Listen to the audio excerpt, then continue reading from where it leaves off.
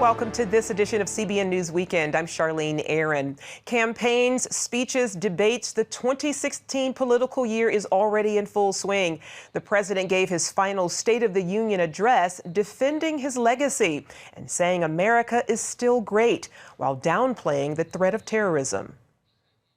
The United States of America is the most powerful nation on earth. Period. Period. It's not even close. Masses of fighters on the back of pickup trucks, twisted souls plotting in apartments or garages, they pose an enormous danger to civilians. They have to be stopped. But they do not threaten our national existence.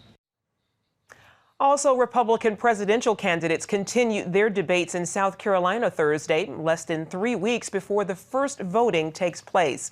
And with us now to discuss further from our D.C. bureau is our White House correspondent, Jennifer Wishon. Jennifer, the president's final State of the Union speech was met with mixed reviews. How did it set the tone for his final year in office? Well, Charlene, I think his speech confirmed that his final year in office will, really be a doubling down of more of the same. I mean, look, as we just heard in that clip, the president used his final speech to take head on some of the anxiety that Americans are feeling right now about ISIS and national security. He also acknowledged American exceptionalism in a way that we rarely hear from this president, who has demonstrated that he's really interested in putting America on the second row in order to build the coalitions he thinks are best, especially when it comes to foreign policy.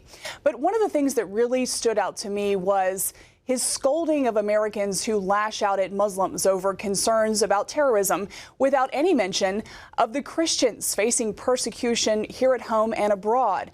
Certainly, all peoples of all faiths enjoy constitutional protections.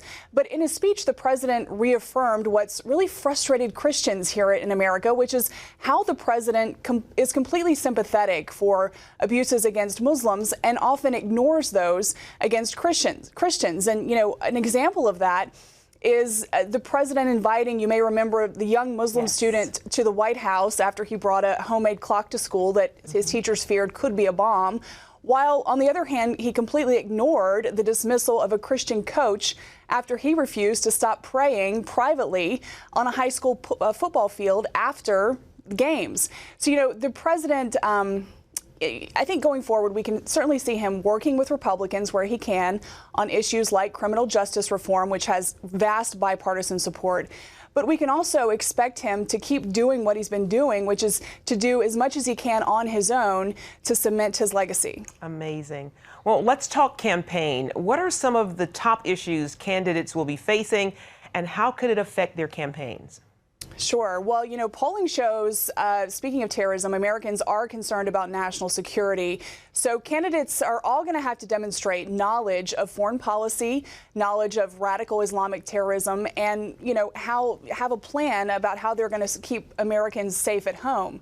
It's one of the, top responsibilities of a chief executive.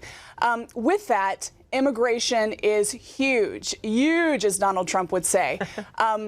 I think, Charlene, Americans are sick and tired of inaction on this basic responsibility of the federal government.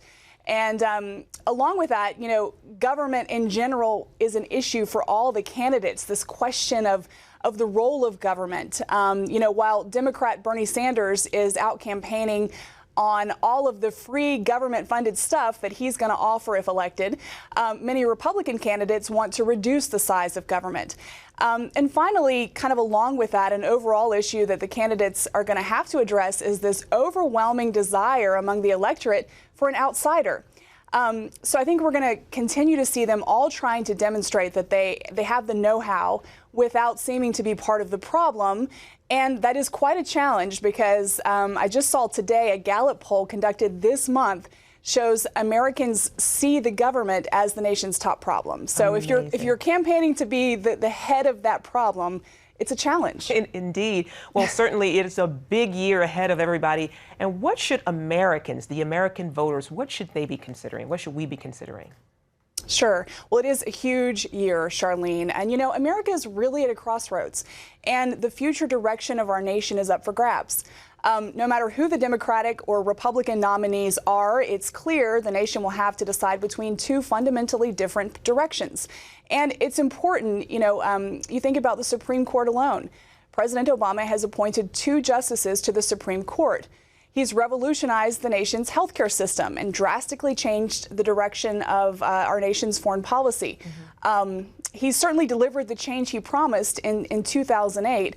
And, in his 2 terms, we've seen how quickly traditional values, Christian values, can kind of overnight be demonized. Indeed. So elections matter. We've seen that. And who is in office matters. And so I think that, and going back to President Obama's 2008 campaign, what candidates are saying on the stump matters. And I think Americans have to decide what they want the future of this nation to look like. And really quick, Jennifer, what can we expect regarding the gun control debate? Well, the president is certainly pushing ahead. A new development is that the National Rifle Association, decided not to attend the president's town hall meeting on guns. But the NRA's CEO, Wayne LaPierre, is now challenging President Obama to a debate with a neutral moderator. Of course, I don't expect President Obama to accept that challenge, but wouldn't that be interesting? That would be definitely interesting. Absolutely. Certainly gun violence is something that many Americans are concerned about, both those who own guns and those who do not. But we also know that whenever President Obama talks about guns, gun sales skyrocket. You're right, so Jennifer. I'm not sure there's a huge appetite among the electorate to drastically change gun laws. And we're already seeing that as state legislatures convene this winter working to protect gun rights. Jennifer Wishon, thank you so much for your insights and for joining us today. My pleasure. A federal court has ruled that Fort Wayne, Indiana, can block a pro-life group from buying ads on city buses. Women's Health Link wanted to advertise its counseling services. Here's what the rejected ad looks like, offering a free resource for women seeking health care. The city rejected the ad, saying it's because the group's website addresses controversial issues. But the Alliance Defending Freedom says city officials can't run nearly identical ads from other nonprofit groups, such as the United Way, and then single out Women's Health Link for censorship. Government has a responsibility to ensure that all organizations benefit from community advertising. Well, just as the president delivers the State of the Union speech every year, the head of the Family Research Council addresses the state of the family. And this year, he sees some serious threats to it. Paul Strand reports from Washington. FRC Chief Tony Perkins points to attacks against religious liberty as one of the threats facing American families. The whole family is really at the core of who we are as a people. And that is really guided by our faith. And as Christians, if we can't live according to our faith, whether it's in the home, whether it's in the workplace, in the school, then we really can't be the Americans that we have the right to be. FRC brought several individuals together here to personify how religious liberty threats are coming at families and believers from many different directions these days. That included Kim Davis, the Kentucky County Clerk who went to jail last year after refusing to issue gay marriage licenses. If it comes to me, it's going to come to other people, and families are at risk. How does she see the battle for gay marriage as a threat to the family? The very intricate workings of family in itself is at risk, and that's why this is so important. Marriage is fundamental for families, and if that breaks down, family is lost. Then there are the schools. The ACLU accused Louisiana high school principal Jason Rowland of unconstitutional religious proselytizing. What did he do? I was accused of wishing, may God bless you, on just our community and our school community. Rowland worries what's ahead for American culture if something that small leads to lawsuits. It's a tragedy for America if that's going to be something that people begin to, that you're offended at. Our opponents seek to limit our freedom of speech because they fear its power. In his speech, Perkins emphasized how all our freedoms hang on religious freedom. The freedom of expression is the very essence of liberty. But there can be no liberty in America without religious liberty. In our hearts, we know this to be true. Paul Strand, CBN News, reporting from the Family Research Council. Well, church is not what it used to be. A Duke University study suggests that Sunday morning worship service is no longer church as usual. In the last 17 years, churches have traded the typical organ, bulletin, and choirs for worship bands, sermon notes, and shouting amen. The National Congregations study found American religion is loosening up and straying away from an emphasis on belief and doctrine. Instead, it's moving toward an emphasis on experience and emotion. An increasing number of congregations are also no longer affiliating with a specific denomination. And the face of the American church is also more ethnically diverse. The harrowing escape from Iran of an American mother and her 6-year-old girl stunned the world in the movie Not Without My Daughter. But that movie and the book that inspired it were told from the mother's perspective. Now, 2 decades later, her daughter tells her own story. 20 years ago, Sally Field starred in the movie Not Without My Daughter, a movie based on the true story of Betty Mahmoudi and her daughter Mahtab. Betty was married to an abusive Muslim husband who prevented her and Mahtab from leaving Iran. Now Mahtab shares their ordeal in her book, My Name is Mahtab, and how she learned to forgive the father who shattered her life. Shared her story with CBN News anchor Ephraim Graham. And Mahtab Mahmoudi joins us now. More than 20 years have passed since your escape. Why did you decide to write this book at this time? Well, I was so blessed to have the opportunity to write, and then the timing. I've had the opportunity over the years, but I wanted to do other things. And the timing now was specific because this woman who was a very dear friend was dying, and it was her dream for me to write. And then this opportunity presented itself again. And I thought, all right, if I'm doing this to honor Anya, I have to do it right now. Awesome, awesome. Now, what was it like to go back? Let's think, you are 6 years old, and you are thrust into Iranian culture. Do you remember what it was like? Well, it was a culture shock for sure, but it was a celebration at first. The first 2 weeks were very joyous, and the family really went out of their way to treat us with honor, to welcome us in a way that was filled with honor. And so things like slitting the throat of a lamb and having us step over the blood into the home. You know, to the American culture, this is something revolting, but in the Persian culture, this is a huge honor. So we were welcomed back in grand style. Wow. Now, there was obviously a turning point. So the lowest point for you and your mom living in Iran with your father, what was the lowest? The lowest point was, not being able to do anything when my dad would beat my mom. I would try to jump in and help, and he would hit me or throw me across the room, or but I try to make myself vomit to distract him, anything to make him stop. For me, that was easily the most difficult part. Now, your mother, many would find it hard to believe, gives you the choice to flee with her and go on this escape. Why do you think she decided to give you the choice? Well, she was making a very important decision that would impact the rest of my life. And we had been partners. We were in Iran. We didn't have anyone else to rely on other than God. So we helped each other through this time, and she wanted to let me have a say in how my life would be impacted. Getting through this, I imagine you leaned on your faith to rise above those circumstances. Share a little bit about that with us, your faith. In Iran, Mom and I prayed. Before we went to Iran, there were people in my life who planted the seeds of faith. And then coming back and ending up at a parochial elementary school where I was surrounded by God's word and surrounded by God's love. And I loved memory treasures. Every week we were assigned memory treasures. So I memorized passages and hymn verses. And for me, that was such a huge comfort to know that when my dad did kidnap me, because I thought for sure it's going to happen, that I'm taking God's word with me. Now, in 2009, your dad died. I'm imagining you forgave him before that. Oh, long before. I think I forgave my dad, in the first couple of years after our escape. It wasn't easy. It took time to come to terms with the trauma and move beyond it. But then every time he reappeared, I had to do it again. So I forgave him early on for what he did to us in Iran. And then when he would present another threat, then I would have to learn to forgive him again. So the work of forgiveness was done long before he died, many times over. Beautiful. And many people could learn that lesson of forgiveness from you.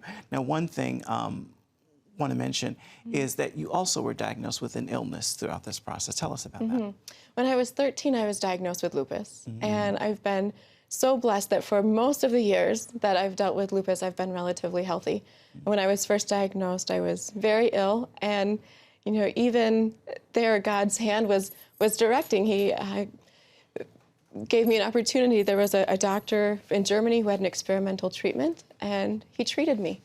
And that saved my life. But now I'm dealing with lupus again. Now I'm on the upswing of the worst flare I've had yet. We'll be praying for you indeed. Thank you so much for your time. My pleasure. Thank you. And there is so much more about your fascinating story. I want to let people know that you can get it all in the book. It's called My Name is Mataba, and it's available, of course, wherever books are sold. God bless you. Thank you. The same to you. The Middle East is torn apart by mistrust, anger, and hatred. But one program in Israel is not only breaking down the walls that divide people, it's also saving lives. Chris Mitchell brings us this touching story from Tel Aviv. Meet Niaz. She's nearly 2 years old. She looks healthy, but without life-saving heart surgery, she wouldn't live for long. That diagnosis came from doctors who saw Niaz in the Syrian refugee camp, where war forced her to live.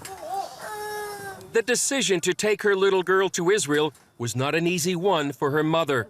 Due to fear of possible repercussion, we hid her identity. First, I was afraid of the thought of coming here. But after some thought and discussion with my husband, we decided it was worth it for the surgery. It was a perilous journey. Niaz and her mother fled the Syrian war zone to northern Iraq, then made their way through Jordan and into Israel for treatment. This opportunity is a result of the work of Shevet Hakim, which finds and helps at-risk kids throughout the Middle East. The Christian outreach group serves as a bridge between the Muslim world and the Jewish state.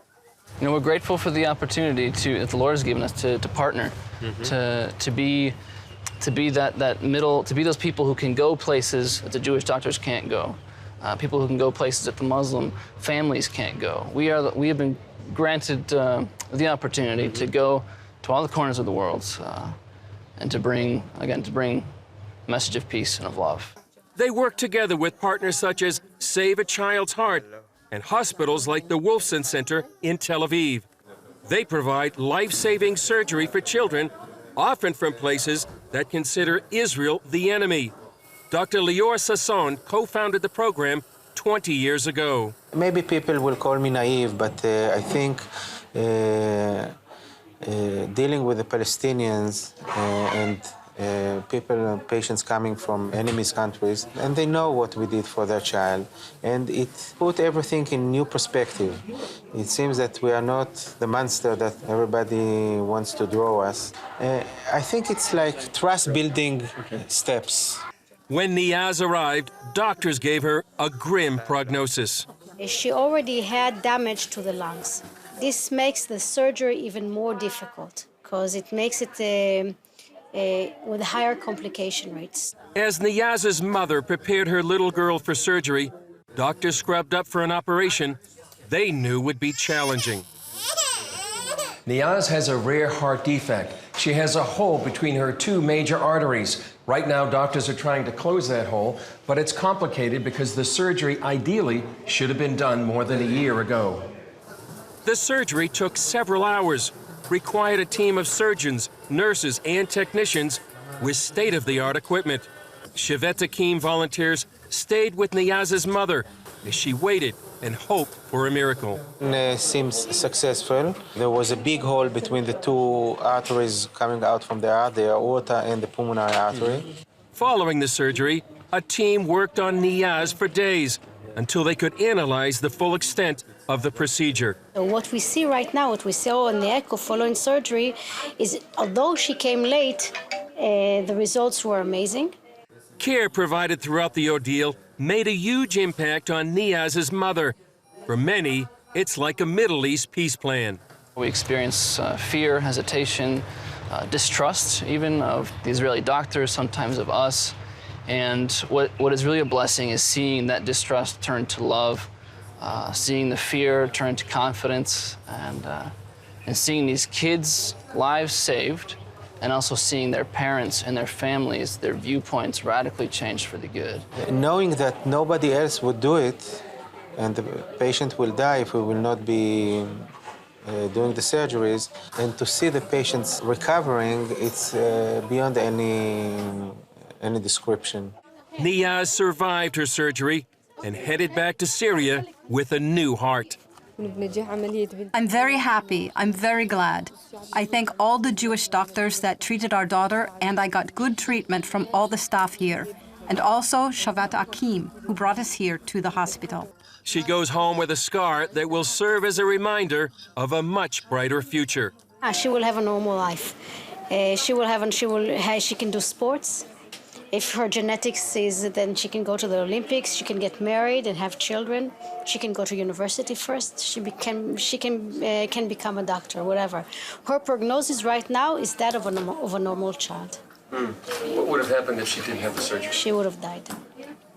She would have died in infancy, not in adolescence or in adult. She would have died in infancy. Chris Mitchell, CBN News, Wolfson Medical Center, Tel Aviv. A Christian woman falsely accused of blasphemy in Pakistan is forgiving her persecutors. Asiya Bibi has been in prison in Pakistan for 7 years. She was sentenced to death after being accused by Muslim co-workers of blasphemy against Muhammad. Still, her family recently gave a statement from Bibi to an Italian newspaper saying, "I forgive my persecutors, those who have falsely accused me, and I await their forgiveness. Although I have been in prison for 7 years, I do not hate those who did me wrong." God bless her. Well, that's all for this hour of CBN News Weekend. You can find more of our exclusive coverage of the issues you care most about at cbnnews.com. Stay up to date with CBN News through Facebook and Twitter. We'll hope you join us next time. Have a wonderful weekend. God bless.